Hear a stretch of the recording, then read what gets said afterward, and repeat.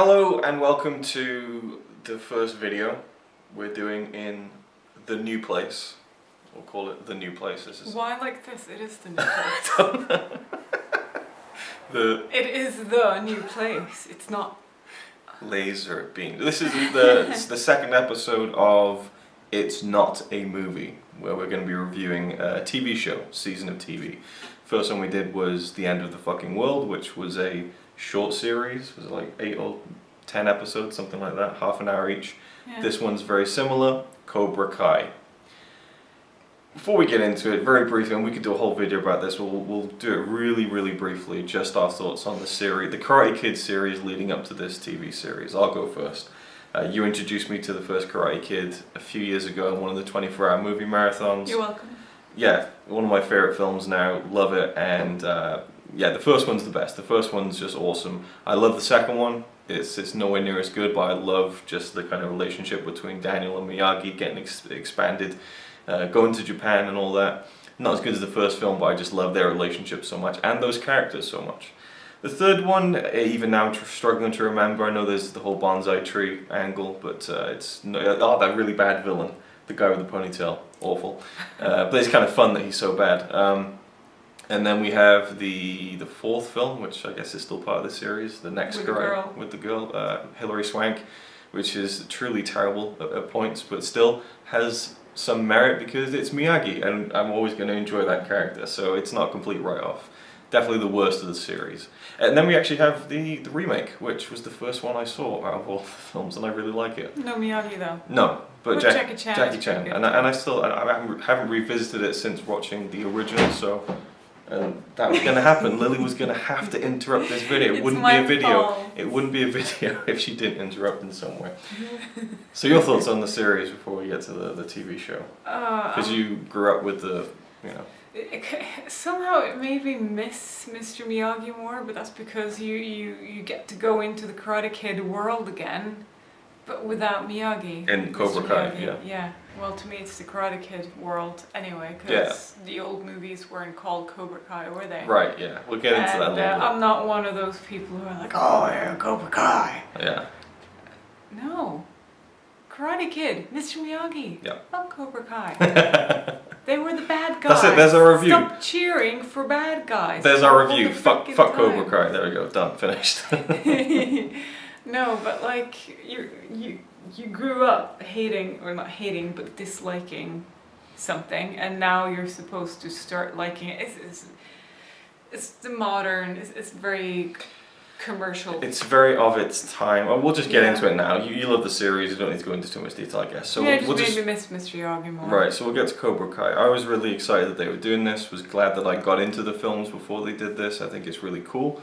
And I love the fact that, you know, these different streaming services are now coming up and being made available for money to go into projects like this, where, you know, they wouldn't have ordinarily got made. Maybe a regular TV station would have wanted to do this. And I was wondering, like, how is this going to do? YouTube Red?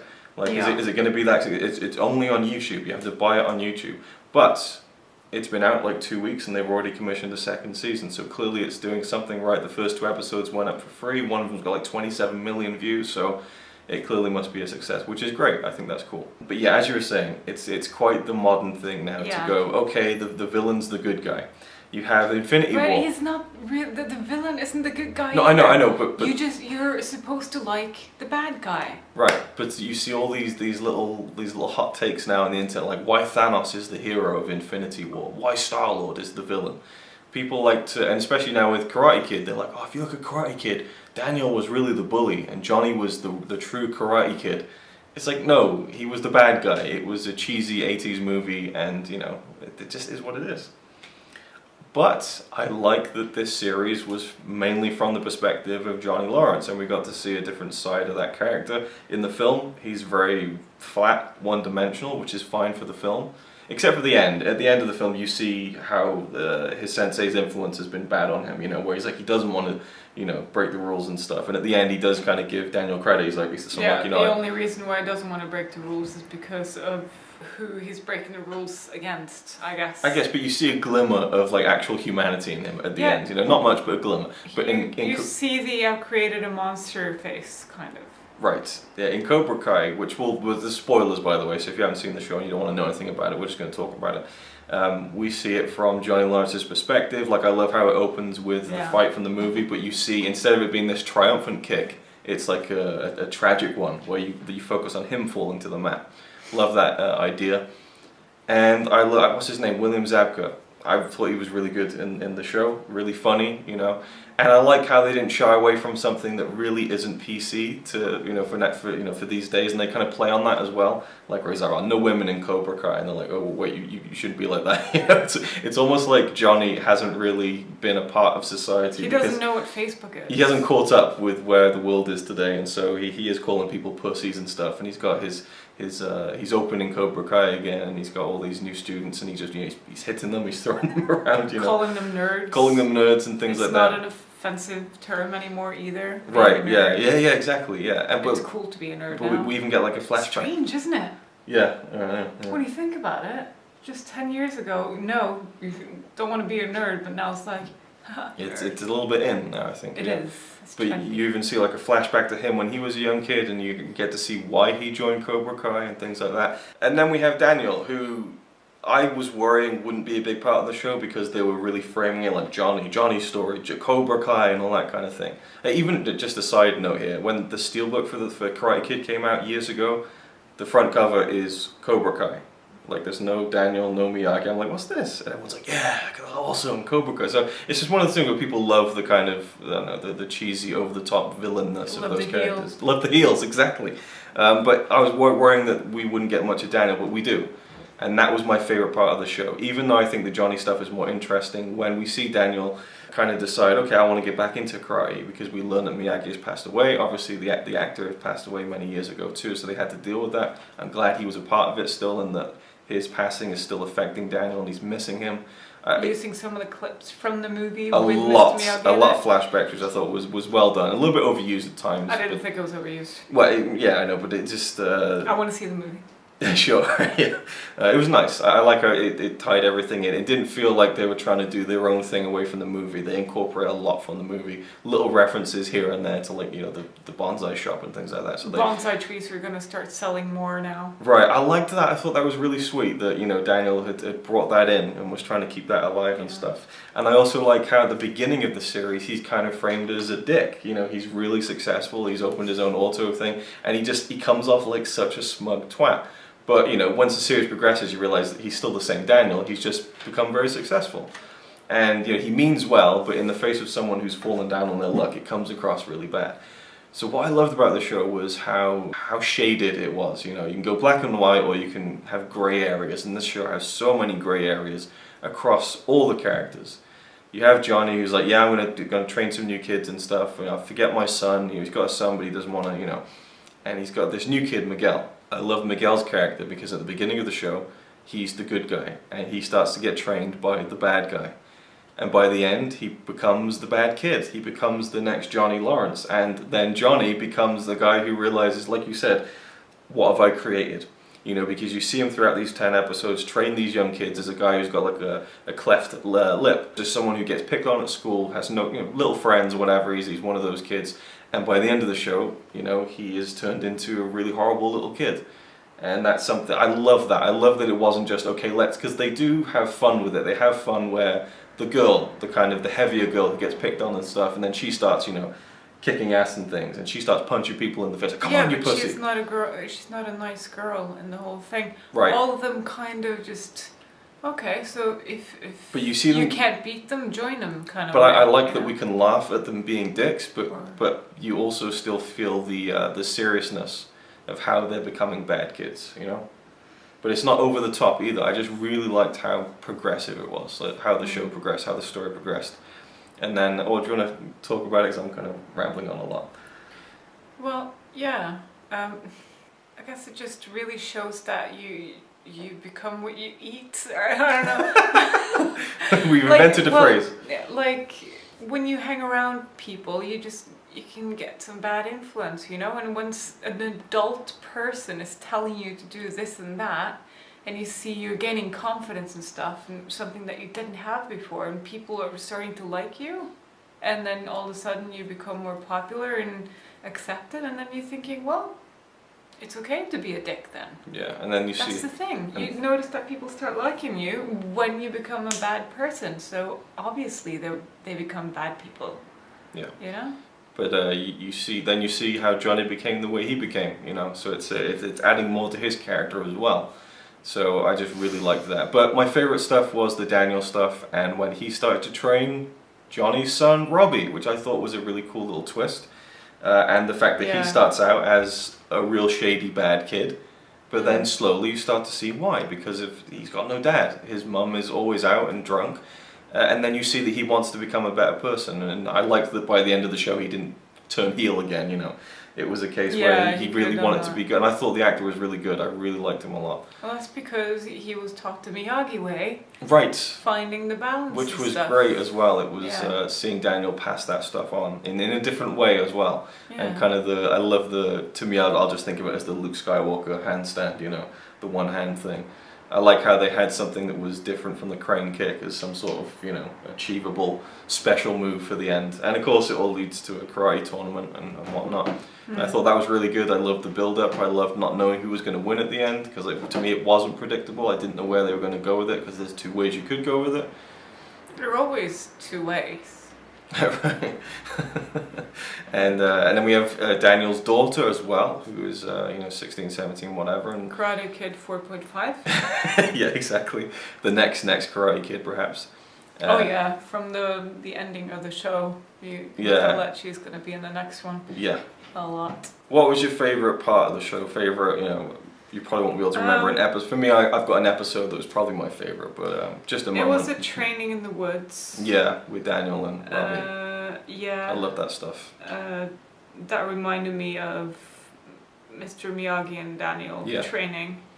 And I liked the chi of it. It made me, because so many of the episodes made Daniel seem so assholey. Yeah. And I didn't like that, because I've grown up liking the good guy, and they make him come out as a bit of a dick. Yeah, there's actually... And I don't like that, because I feel like they're staining my childhood in a way. Well, I think that it starts off like that, but by the end... No, they had some moments after as well. I don't know. They did, yeah. When he wanted to have Cobra Kai in the tournament. Yeah. And then he was sat there and he just wouldn't accept it. No, wouldn't even talk about it. Nothing. Yeah. And because he was terrorized when he was a kid by Johnny, and beaten up and stuff. I'm pretty sure that was after the wood thingy. And then also when he showed up at his house, it's just some of the things that made it seem overreactive by Daniel, who's supposed to have this balance in life. So it was just, I don't know.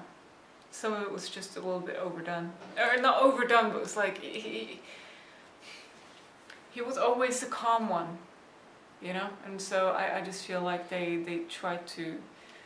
I don't think so. He was a little bit hot-headed. Yeah, he was. Yeah, not calm then. Well, No, I know, but then he grew up with Miyagi, so... True, that's a good point. And he's teaching all this balance and stuff, and stay calm, stay focused, don't use your anger. Yeah, he's saying it all the time. He is, yeah, but you also see that he knows, he recognises within himself that he still needs to work on things, and that, maybe he's pushed that aside a little bit too much. I guess. And But they still tried to make him... Yeah, but I like that they twisted that, and it wasn't, they didn't go full in with it, because there is a scene where Johnny says to Miguel, he tells him the story of the first movie, basically, from his perspective, where he's like, yeah, I was just trying to sort things out, and he punched me out of nowhere, and it makes, Daniel out to be a bad guy, basically. It's not even from his perspective, it's just his lie. Well, no, it's not. I think he believes it. I think he believes it. I think he believes it. His ass. Yeah, I know, but, well, actually, yeah, okay, fair point, yeah, but I think he believes some of it. I think there's... And he left out that the girlfriend and him, she wasn't interested at all. Sure. So he didn't really steal her. I like that came into it too, they didn't push that away. I wanted to see the truth come out in the end, and Johnny telling it like it was. To and Miguel realizing, okay, so Daniel wasn't like this, and he's been... just believing everything that wasn't true. Well, I think by the end of the series, they very clearly want to do more, and they've now confirmed they're doing more next year. Yeah. So I think that's something that could be playing to the second series. It's an ongoing story, so I understand why you'd want to see that, but at the same time, I think there's more story to be told there. My favourite moment of the show was probably the 5th episode, which was the one where Daniel goes and visits Miyagi's grave. Which, that was nice, it was nice to see him kind of, talking to him and stuff, and he has like a bonsai tree there that he trims and whatever. But I just love the way he got back in his car and he's like, I wish that you were here to tell me what to do. And then that was so good. And he remembers what Miyagi said to him about balance, not just in karate but in your life. And the way that he's sitting in his car looking over to Miyagi's grave, which is framed the same way from the movie when he sat in that car that Miyagi gives him and he's looking to him. So I just thought that was really well done. Obviously hearing his voice gives it much more impact and power, but seeing that kind of the framing of the visual was really, really cool and choked me up as well. So I thought that was really cool that they brought that in. I think I read an interview with Ralph Macchio where he said that he really wanted that to be a part of the show, not to just be full on comedy but to have some more serious moments and bring Miyagi into the story even though that he couldn't be there properly. Yeah, the way when he said Daniel-san and then he reacts. Yeah, that's great. I was like, and I actually got chills when I was thinking about that. It's one of the great characters, I think. For me anyway, we personally love Miyagi so much. So I like that that's a part of it. Genuinely, I love Mr. Miyagi. Yeah, yes. I have he's got a place in my heart. Right, somehow. exactly. And then what? He affected my. Yeah, and what better compliment could you pay a film / character than that it becomes such a part of you? Yeah, not That's just great. that, but it just hit the actor as well. Yeah, like, how could you not love that guy? Yeah. And if you don't, shame on you. Yeah. So, and I thought that the karate was really good, like the fight scenes and stuff. They did a good job with all of that. There's a few things here and there that maybe the acting was a little bit cheesy or down in certain moments, but overall, I thought it was really, really strong. And I had a blast with this show. Can't wait to see more. And again, really liked Robbie's character. I really liked the actor who played him. Like, he just had such a sincerity to him. I liked his growth. Yes, I liked his growth. I really liked the way that, because at the beginning he really feels like a shithead, kind of just thief basically, which is what he's paid out to be.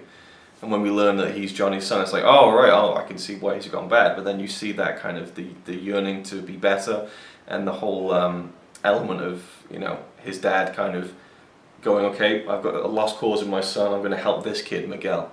And at that moment you're like, oh yes, he's trying to do good, but they think, oh no, but he's leaving his son. So there's all these conflicting things, and I love that. And again, by the end, you got the good guy and the bad guy from the movie training the good guy and the bad guy. They swap the roles, but there's still elements of grey all throughout. And one criticism, at the end of episode 8, there's 10 episodes, at the end of episode 8, it's all building up, and Robbie, Johnny's son, is having dinner at the LaRusso house, right? And then Johnny's car gets torched. He's like, where does Daniel LaRusso live? He takes the bike and he rides off, and it's like, holy shit, he's going to go there and see his son sitting there. The next episode, it's the next day. And it was just like, I just felt like the timing of that, do it in the day then. I don't know, just lead it right in, because there's a few times like that where like half a day seemed to pass when something really urgent was happening. So, some of the drone shots, just very superficially, I thought, I don't like drone shots in TV shows or movies. They make it feel a bit cheaper, And until they can get a camera on a drone that looks as good as a proper camera, I think that it kind of, there's some cool shots. There was a cool one of Daniel and Robbie on a walkway with the sun and everything. But, that was good. That was cool, but they overused it a little bit too much, and some of the editing was a little too choppy at times. Apart from that, though, really, they did a great job. And I do like how they incorporated the clips from the film, even if it was a little bit predictable at times. Just really well done. Anything else you want to add about the show? No, I'm sorry. You're sorry? Yeah, I'm going to put Karate Kid on. You're going to put Karate Kid on? It's on Netflix. I'm just going to put it on because... Okay. I miss Mr. Miyagi so much right now. Yeah. I just need to see him. But And who knows? I might just see half of it and I'll be like, okay, all good. And then we'll skip forward to that. Yeah. That was so fun. That was the best joke of the whole series when Daniel... We can't spoil it though, can we? We've already talked whole spoil. This is for people who've seen the series. Okay. Surely. We've talked about everything when he does the... He gets hurt, Robbie, right? And then you immediately when he gets hurt, you're just thinking...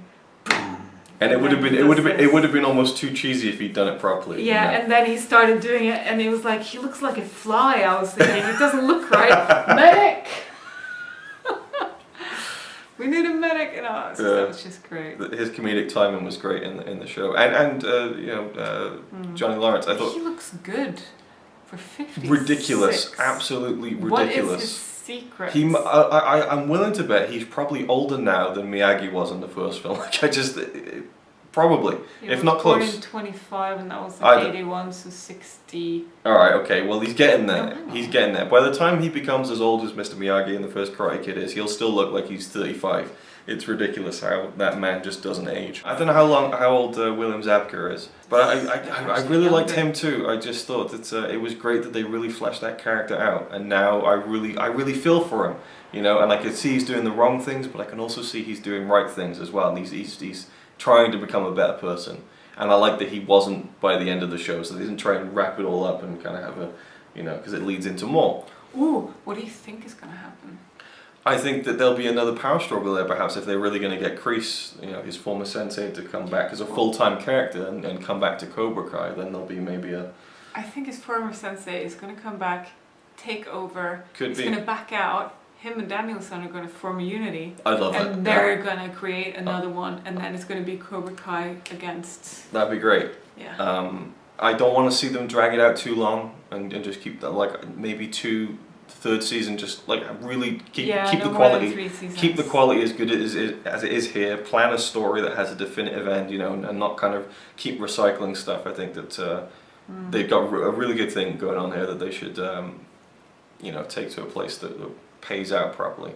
I'm losing control of my brain and words. Yeah, I can already see that happening. They're going to have a joint thing. I hope so. I think that'd be good. But then who knows? I'm not sure. But there's a lot of stuff. There's a lot of stuff to go with all the characters in the story, which I think is really good. It leaves a lot open for the next one, which I'm really excited about. I like how they use a lot of 80s music, which was obviously tying in with the fact that they're bringing back a franchise from the 80s, but also the fact that Johnny's kind of stuck in the 80s too. You know, you really feel like this guy just hasn't really progressed as a human since then, which lends itself well to a lot of comedy. So, yeah. Anyway, so that's our review, thoughts on Cobra Kai. Good stuff. So thumbs up. Thanks for watching, and we'll see you in the next one.